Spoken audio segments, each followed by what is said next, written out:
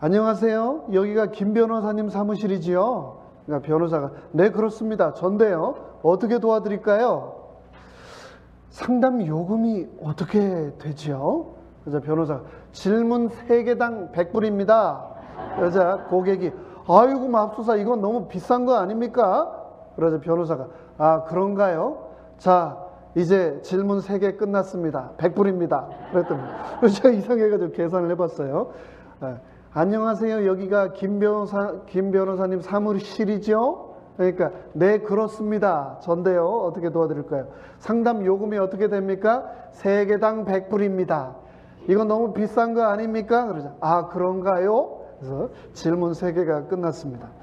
물론 유머를 위해 과장되었지만 여전히 조금은 공감을 불러일으키는 이야기입니다. 하지만 하늘 법정은 이곳 세상 법정과 틀리다는 것을 우리는 잘 알고 있습니다.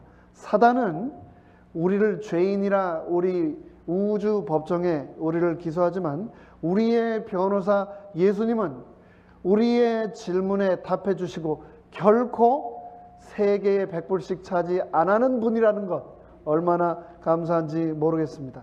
그런데 예수님은 우리의 질문에 답을 주실 뿐만 아니라 예수님은 때때로 우리에게 질문을 동시에 하는 분이기도 하십니다.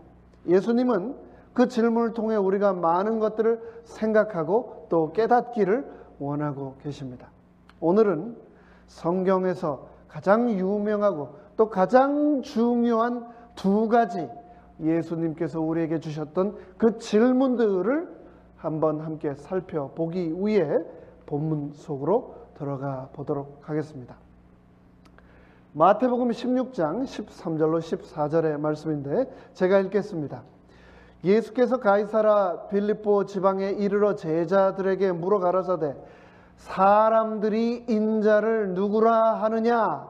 첫 번째 질문입니다. 가로되 더러는 침례요한 더러는 엘리야 어떤 이는 예레미야나 선지자 중에 하나라 하나이다. 예수님이 3년 반 이 땅에 공생애를 하시는 동안 기적을 많이 행하셨는데 사람들은 그런 기적을 볼 때마다 감옥에 죽었던 목베임 당했던 침례 요한이 부활한 것 아닌가라는 생각을 했습니다. 그리고 또 침례 요한뿐만 아니라 그 전에 수많은 기적을 행했던 엘리야 선지자나 다른 선지자가 다시 살아난 것 아닌가 생각을 했습니다. 사람들이 예수님을 선지자로 생각할 수 있었던 이유는 옛날에 수많은 선지자들이 기적을 행했었기 때문입니다. 모세와 같은 선지자는 홍해를 갈랐습니다. 그가 두드리자 바위에서 물이 터져 나왔습니다. 엘리야 선지자도 기적하면 전혀 빠지지 않는 사람이었습니다. 그가 기도하자 3년 반 동안 비가 내리지 않았습니다. 사르밧 과부의 죽은 아들이 살아났습니다. 그래서 사람들이 예수님이 많은 기적을 행하시는 것 보고 그가 선지자인가 보다라고 생각하는 것은 사실 전혀 이상하지 않은 답변이었습니다. 그러나 그것은 여전히 예수님이 원하시는 답변이 아니었습니다. 그런데 그냥 대중들 말고 예수님을 아주 잘 아는, 심지어 예수님을 잘 아는 동네 사람들조차도 예수님이 원하시는 답변을 하지 못했는데 마가복음 6장 3절에서 이렇게 말하고 있습니다. 이 사람이 마리아의 아들 목수가 아니냐? 야고보와 요셉, 유다와 시몬의 형제가 아니냐? 그 너희들이 우리와 함께 여기 있지 아니하냐? 너희는 나를 누구라 아느냐? 누구라 생각하느냐? 사람들이 인자를 누구라 하느냐라고 하는 질문에 이 나사렛 동네 사람들은 예수님을 누구라고요? 목수 아니냐라고 말을 했던 겁니다. 근데 이 또한 예수님이 원하시는 답이 아니었습니다. 사람들이 인자를 누구라 하느냐라고 하는 질문에 이러한 대답들이 나오고 이제 그 뒤를 이어 예수님께서 2번째 질문을 하셨습니다. 가라사대 너희는, 제자들을 향하여 너희는 나를 누구라 하느냐. 그러자 시몬 베드로가 대답하여 가로되 주는 그리스도시요 살아계신 하나님의 아들이시니이다 라고 대답을 했습니다.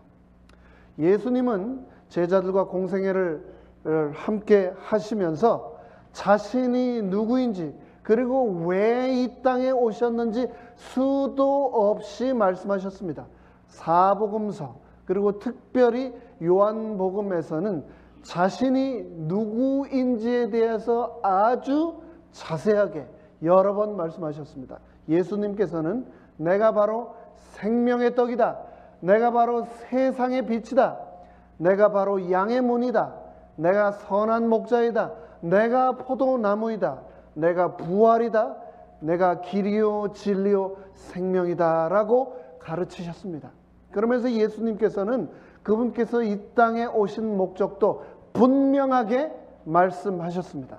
그것은 바로 죄인을 구원하기 위해 이 땅에 오셨다라고 말씀하신 겁니다. 믿보다 모든 사람이 받을 만한 이 말이요, 그리스도 예수께서 죄인을 구원하시려고 세상에 임하셨다라고 성경은 분명히 기록하고 있는 겁니다. 그러면서 그분은 또한 내가 이 땅에 온 이유는 하나님의 나라를 이 땅에 전파하기 위함이다 라고 말씀하셨습니다. 이후에 예수께서 각 성과 촌에 두루 다니시며 하나님의 나라를 반포하시며 그 복음을 전하실세 12제자가 함께 하였다라고 성경은 기록하고 있습니다.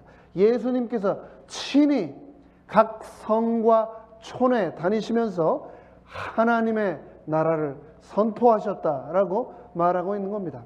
그 후 예수님께서는 12제자들에게 하나님의 나라를 선포하도록 하셨고, 그 이후로는 70인을 따로 구별하여 세우시고 하나님의 나라가 가까웠다라는 것을 세상에 전하도록 하셨습니다. 심지어 예수님께서는 십자가에서 돌아가시고 부활하신 후, 해 받으신 후에 또 다시 40일 동안 사람들 가운데 나타나셔서 하나님 나라의 일을 말씀하셨습니다. 예수님 당시에 수많은 사람들이 도대체 이 예수라고 하는 사람이 누구인가에 대해서 굉장히 궁금해했는데, 그 중에서 특별히 예수가 누구인가에 대해서 가장 궁금해했던 사람들을 꼽으라면 아마도 대제사장들을 꼽을 수 있을 것입니다. 그들은 늘 예수를 미행했고 또 어떻게 해서든 꼬투리를 잡으려, 그래서 함정에 빠뜨리려 했던 사람입니다. 그러면서 그들은 도리어 더 예수가 누구신지에 대해 더 잘 알게 되었습니다. 그럼에도 불구하고 그들은 예수님에 대해 그분의 신성을 인정하지 않고 그분이 신성 모독을 했다는 죄목으로 예수님을 십자가에 못 박아 죽였습니다. 대제사장 앞에서 신문 받으시던 예수님, 그 예수님을 그들이 어떻게 대했습니까? 마태복음 26장에서는 이렇게 자세하게 말하고 있습니다. 예수께서 잠잠하시거늘 대제사장이 가로되 내가 너로 살아계신 하나님께 맹세하게 하노니 내가 하나님의 아들 그리스도인지 우리에게 말하라. 네가 각 촌과 성에 다니면서 너 스스로 네가 하나님의 아들 그리스도라고 말하였는데 이 법정 앞에서 다시 너의 입으로 네가 하나님의 아들 그리스도인지 아닌지 한번 말해보아라 라고 말을 하였습니다. 그러자 예수님께서는 뭐라고 말씀하셨냐면 내가 말하였느니라. 그런데 거기서 그치지 않으셨습니다. 그러나 내가 너희에게 이르노니 이후에 인자가 바로 내가 권능의 우편에 앉은 것과 하늘 구름을 타고 오는 것을 너희가 보리라. 그러자 대제사장이 자기 옷을 찢으며 가로되 저가 참남한 말을 하였으니 어찌 더 증인을 요구하리요. 보라, 너희가 지금 이 참남한 말을 들었도다. 생각이 어떠하뇨?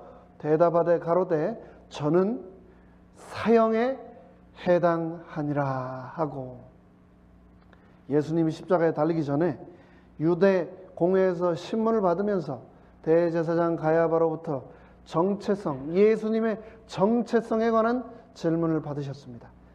하나님의 아들인지 아닌지를 밝히라는 겁니다. 근데 그에 대해서 예수님께서는 내가 바로 하나님의 아들이라 라고 말씀하시면서 앞으로 일어날 두 가지 사건을 너희들이 보게 되면 내가 메시아임을 너희가 알게 될 것이다. 첫째, 인자가 권능의 우편에 앉는다라고 말씀하셨습니다. 보좌는 권세, 파워를 상징합니다. 예수님께서는 하늘 보좌, 하나님 우편에 앉아서 권세를 가지고 세상을 다스릴 것이라고 말씀하셨습니다. 그리고 또 예수님께서는 하늘 구름을 타고 다시 올 것이라고 말씀하셨습니다.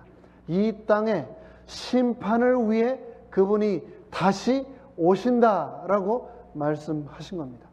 예수님께서는 하나님의 아들을 뛰어넘어 하나님과 동격이라고 하는 것을 분명하게 설명하셨습니다. 그런데 그 대답을 들은 이 대제사장들은 어떻게 했습니까? 당장 옷을 찢으며 신성모독을 하였다고, 참남하다라고 소리를 지르며 예수님을 죽도록 십자가에 넘기는 일들을 하였습니다. 신성을 수호해야 될 대제사장들이 참남된 말을 들었기 때문에 그에 대해 심판해야 된다라고 그들은 생각했던 것입니다. 예수님 당시에 유대인들이 갖고 있는 메시아에 대한 인식은 그들의 종교와 그들의 성경을 해석하는 방법에 따라 조금씩 다를 수 있었습니다. 하지만 인간이 스스로 하나님이라고 말하는 것은 그들에게는 도저히 상상할 수 없는 일이었습니다. 동양적인 범신론 사상에서는 인간이 하나님이 될 수 있고 그것을 얼마든지 믿을 수도 있지만 창조주 유일신 신앙을 가진 유대인들에게는 그런 생각은 꿈도 꾸지 못할 일이었습니다. 야훼 하나님의 이름을 함부로 부르지도 않고 성경을 필사할 때 야훼라고 하는 단어가 나올 때마다 심지어 붓을 깨끗하게 빨았다가 다시 하나님의 이름을 쓰던 그들에게 한 인간이 하나님의 아들이자 심판자로 이 땅에 다시 오겠다라고 하는 선언은 말 그대로 폭탄적인 발언이었습니다. 그래서 저명한 기독교 저술가 C.S. 루이스는 예수님의 이 말은 유대인들에게 인간의 입술로 말해진 것 중 가장 충격적인 것이었을 것이다 라고 기록을 하고 있습니다. 유대 공회는 예수님의 이 신상 발언을 가지고 하나님을 모욕했다고 정죄하고 사형 언도의 근거로 삼았습니다. 그러나 예수님은 하나님을 결코 모독한 적이 단 한 번도 없었습니다. 다만 자신을 하나님의 아들이라고 말했을 뿐이었습니다.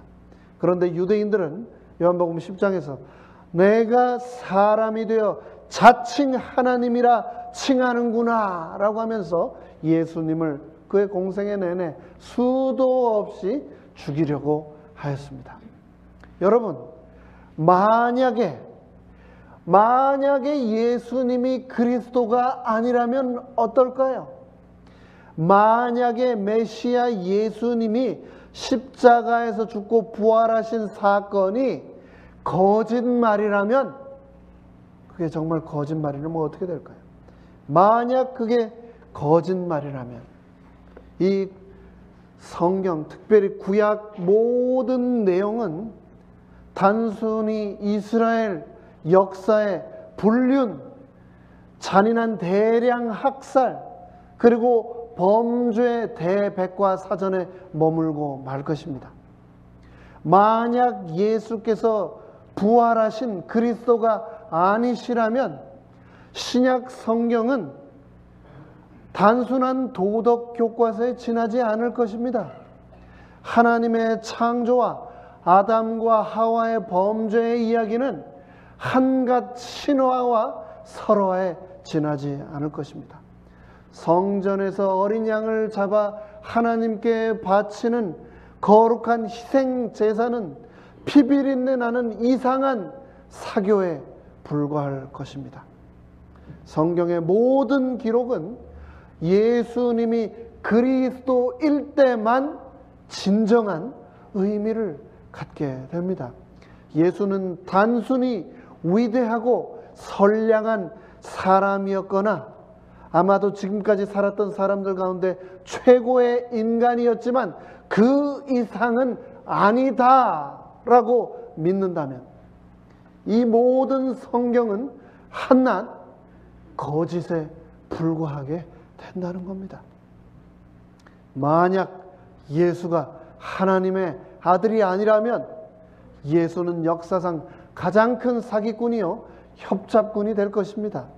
예수가 세상의 구주가 아닌데도 세상의 구주로 선포하고 다른 사람들에게 그렇게 여기라고 했다면 예수는 존경은 고사하고 칭찬받을 가치도 전혀 없는 그런 사람에 불과할 것입니다. 마지막 6월절에 예수님이 예루살렘에 입성할 때 수많은 사람들이 호산나 다윗의 자손이여 찬송하리로다, 주의 이름으로 오시는 이여 라고 열광적으로 환영했습니다.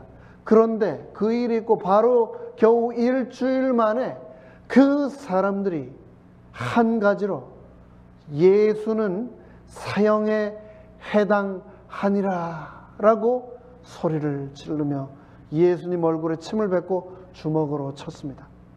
같은 사람들인데 어떻게 도저히 상식적으로 이해할 수 없는 이런 일이 일어났을까요? 그것은 오직 한 가지, 바로 자기들에게 먹고 마실 것이 제대로 채워지지 않는다는 이유, 자기들의 요구가 들어지지 않는다는 그 이유 하나뿐이었습니다. 우리 중에 당시 그 사람들이 이해가 안 간다라고 생각할 분들이 계실 겁니다. 하지만 오늘날도 예수님을 메시아로 믿고 따른다고 하면서 예수님이 먹고 마실 것을 제대로 채워주지 않으면 언제든지 그 얼굴에 침을 받는 사람들이 얼마나 많은지 모릅니다. 응답되지 않은 기도에 대한 원망, 인생의 고난의 문제에 대한 하나님의 침묵에 대해 그분께 원망하는 사람들이 얼마나 많은지 모릅니다.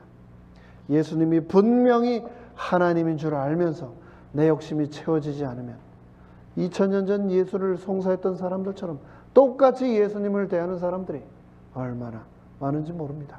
자기 뜻대로 해주지 않는다고 배반하는 것, 만약 그렇다면 그것은 2000년 전 그들처럼 우리도 똑같이 예수를 신성모독하는 것이라는 것을 기억해야 하겠습니다. 예수님이 베드로에게 물었습니다. 너희는 나를 누구라 하느냐? 예수님이 이 질문을 오늘 이곳에 있는 나에게 한다면 여러분은 뭐라고 대답하시겠습니까? 지금은 어떤지 모르겠습니다. 그런데 제가 10년 전에 한국에 있을 때 버스를 타려고 기다리고 있거나 길에 서 있으면 어김없이 사람들이 다가와서 뭐라고 했냐면 도를 아십니까? 그러면서 제 얼굴을 보면서 얼굴에서 굉장한 기가 느껴집니다. 이렇게 얘기하는 사람들이 있었습니다. 근데 보니까 저한테만 그렇게 한 게 아니고 지나간 사람들한테 다 똑같이 그렇게 얘기를 하더라고요. 그러면서 뭐라고요? 따라오라는 겁니다. 따라오라고. 제가 따라가 봤을까요? 안 따라가 봤을까요? 저는 무서워서 그런데 잘 안 따라갑니다. 근데 따라가는 사람들이 있더라고요. 제 친구들도 막 따라가가지고 따라가 보니 뭐라고 그러든 제가 물어봤더니 이상한 막 제사상 같은 거를 차려놓고 거기 줄을 맞춰놓고 절을 하라고 그러더래요. 그러면서 절하고 나서 돈을 내라고 하더랍니다. 여러분, 혹 모르는 사람이 길거리에서 처음 만났는데 나를 따라오라 하면은 여러분 따라가시겠어요? 안 가시겠어요? 그런데 마태복음 4장에 보니까요, 갈릴리 해변에 다니시다가 예수님이 두 형제 곧 베드로라 하는 시몬과 그 형제 안드레가 바다에서 그물을 던지는 것을 보시니 저희가 어부라 말씀하시되 뭐라고요? 나를 따라오너라.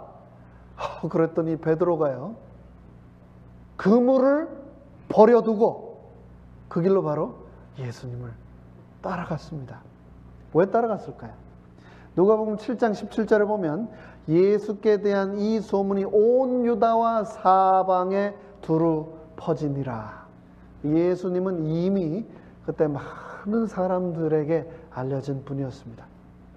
그리고 또 이 만나 주석이라고 하는 것을 봤더니 이 장면을 뭐라고 얘기를 했냐면, 이것은 신적 권위에 입각한 절대적이며 강권적인 명령에 순종이다. 좀 말이 어렵죠. 근데 시대의 소망에서는 이렇게 말을 하고 있습니다.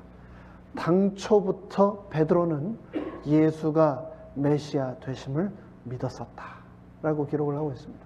침례 요한을 통해서, 그리고 또 들려오는 여러 소식들을 통해서, 예수님을 만남을 통해서 베드로는 이미 그때부터 마음속에 예수는 메시아임을 믿고 있었다. 마태복음 16장에서 예수님이 너희는 나를 누구라 하느냐라고 하는 질문의 대답을 또 누가 했냐면 베드로가 했습니다. 그런데 베드로가 알고 한 걸까요?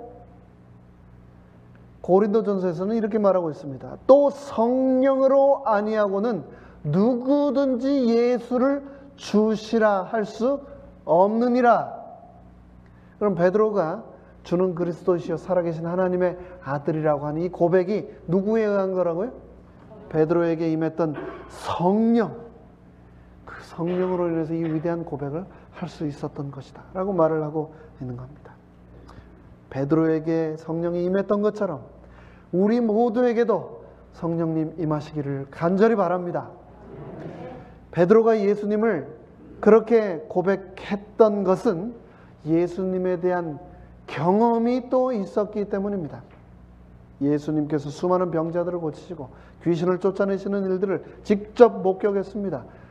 물고기 2마리와 보리석 5개로 5,000명을 먹이는 그 기적을 눈앞에서 경험했습니다. 풍랑이 있는 갈릴리 바다, 그곳에 헤매고 있을 때 예수님께서 자신을 물 위에 걷게 하기까지 하지 않으셨습니까? 그런 예수님께서 너는 나를 누구라 하느냐 라고 말씀하셨을 때 그는 힘있게 당신은 나의 주이시요 그리스도이시요 살아계신 하나님임을 저는 믿습니다 라고 말할 수 있었던 것입니다. 다른 사람의 예수님이 아니라 바로 나를 구원하시고 나의 문제를 해결해 주시는 예수님이 나의 인생에 함께하게 되시기를 간절히 바랍니다. 그분을 말씀으로 만나고 기도 응답으로 경험하고 매 순간순간 동행하는 삶을 살아야 하지 않을까요? 질문은 나의 내면의 상태를 되돌아보게 합니다. 그리스도인이 그리스도가 누군지 모른다면 말이 안 되는 거죠.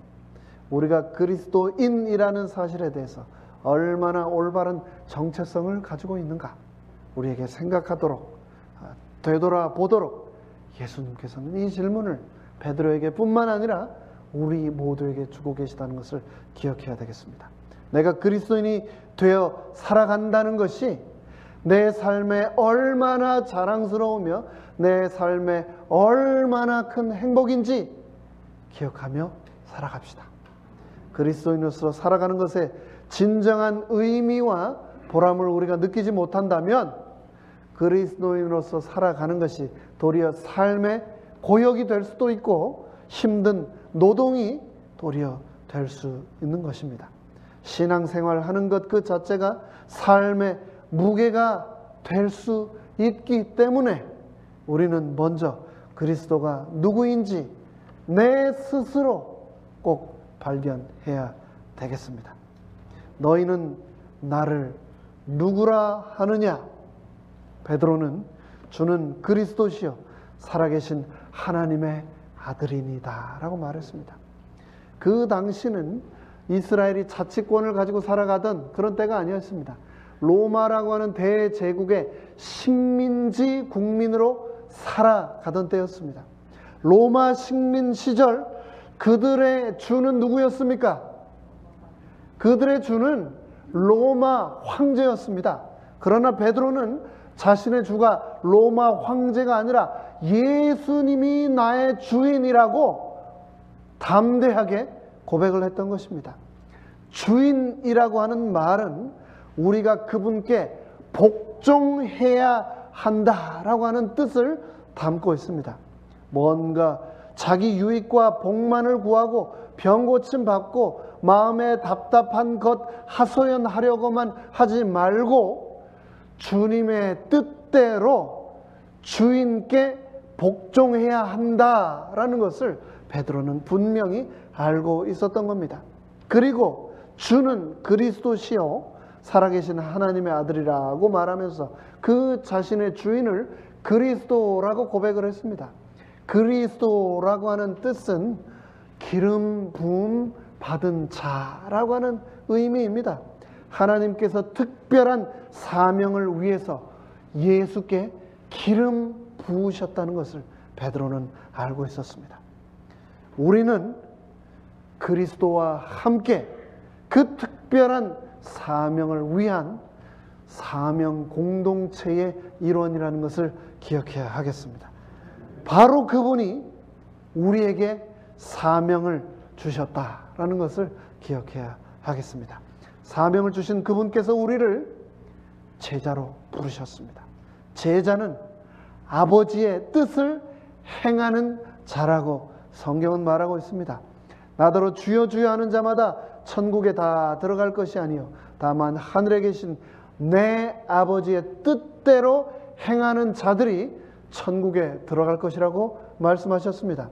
사명을 가진 제자의 삶은 십자가를 지고 예수님을 쫓는 삶을 사는 사람들이라고 말씀하셨습니다. 십자가를 피하는 삶은 상급을 피하는 삶이라고 말씀하셨습니다. 그러면서 예수님은 나를 따르라고 말씀하셨습니다.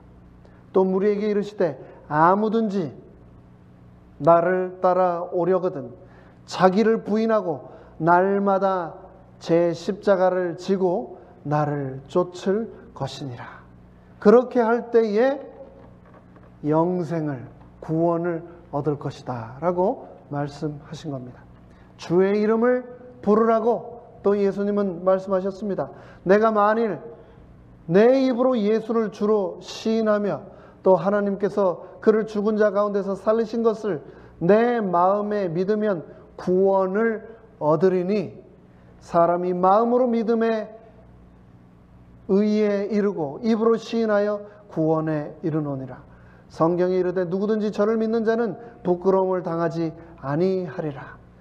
누구든지 주의 이름을 부르는 자는 구원을 얻으리라 라고 말씀하셨습니다. 그리스도를 시인합시다. 하나님의 영은 이것으로 알지니 곧 예수 그리스도께서 육체로 오신 것을 시인하는 영마다 하나님께 속한 자가 된다라고 말씀하셨습니다. 그분은 육체로 이 땅에 오셨던 하나님이셨습니다. 이 모든 것을 인하여 우리는 하나님께 영광을 돌려야 하겠습니다. 그는 근본 하나님의 본체이시지만 하나님과 동등됨을 취할 것으로 여기지 아니하시고 오히려 자기를 비워 종의 형체로 이 땅에 오시고 자기를 낮추고 죽기까지 복종하여 십자가에 죽으셨다라고 기록하고 있습니다. 그 예수 그리스도를 주라 시인하여 하나님께 영광을 돌리라고 하나님께서는 우리에게 말씀하시고 계십니다. 그분만이 또한 구원이라고 성경은 말하고 있습니다. 다른 이로서는 구원을 얻을 수 없나니 천하 인간의 구원을 얻을 만한 다른 이름을 우리에게 주신 일이 없다라고 분명히 성경은 우리에게 말하고 있습니다. 이제 말씀을 마치겠습니다. 저희가 미국에서도 유명한 교회, 큰 교회, 부흥한다는 교회가 있으면 가끔 일부러 찾아가 방문을 합니다. 근데 옛날에 찰스 스펄전 목사님이 영국에서 목회를 할 때 미국 교회에 여러 목사님들이 영국의 유명한 설교자의 설교를 직접 한번 들어보자 라고 해가지고 영국을 방문했었다고 합니다. 근데 그들이 먼저 조셉 파커 목사님이 심우하고 있는 시티 템플 교회를 방문했다고 합니다. 그리고 그 예배를 마치고 교회를 나가면서 그들이 전부 다 한결같이 와, 조셉 파커 목사님은 정말 위대한 설교가야 라고 하면서 칭찬을 하며 그 교회를 나왔다고 합니다. 그런데 그날 밤 그들이 찰스 스펄전 목사님이 설교를 하는 태바나클 교회에 가서 예배를 드리고 찰스 스펄전의 목사님 설교를 듣고 그 교회에서 나오면서 그들이 이구동성으로 딱 한마디 했다고 합니다. 정말 예수님은 그리스도시고 살아계시구나 라고 다 함께 이구동성으로 한마디로 말을 했다고 합니다. 이 교회는 예수님의 권세, 그분의 능력, 그리스도의 위대하심만 드러나는 곳이 되어야 합니다. 목사가 칭찬받는 교회가 되어서는 안 됩니다. 재직들과 장로와 집사들의 행적과 봉사가 드러나기만 하는 교회가 되어서는 결코 안 됩니다. 왜냐하면 교회는 사람이 드러나는 곳이 아니라 우리의 주요 그리스도이신 예수님만이 드러나야 하는 교회이기 때문입니다. 여러분께 예수님은 누구이십니까? 침례 요한입니까? 엘리야입니까? 아니면 위대한 교사나 혁명가입니까? 예수님이 여러분에게는 누구이십니까? 재앙을 막아주는 부적입니까? 아니면 ATM 같은 현금 인출기처럼 복 달라고 기도해서 복 받는, 복을 주시는 그런 대상이십니까? 성경은 말합니다. 예수님은 길이요, 진리요, 생명이라고 말합니다. 성경은 말합니다. 예수님이 바로 생명의 떡이라고요. 성경은 말합니다. 예수님만이 기쁨이시고 그분만이 진리라고 말씀하고 있습니다. 성경은 말하고 있습니다. 예수님이 부활이요, 예수님이 영생이라고 성경은 말하고 있습니다. 성경은 예수님이 바로 나의 친구라고 말하고 있습니다. 예수님이 바로 나의 힘이시여, 예수님이 바로 나의 하나님이다 라고 성경은 말하고 있습니다. 오늘 이 교회의 문턱을 넘어 여러분들은 일상 속으로 또 돌아가실 겁니다. 그때 예수님은 나에게 누구이신가? 그 질문에 대하여 성령님을 통하여 여러분만의 답을 꼭 갖고 돌아가게 되시기를 간절히 바랍니다. 그분이 우리에게 명령하신 것처럼, 그리고 자기의 십자가를 지고 예수님을 쫓는 삶, 사명을 가진 제자의 삶을 충성스럽게 살아가는 우리 모두가 되시기를 간절히 바라면서 말씀을 마치겠습니다.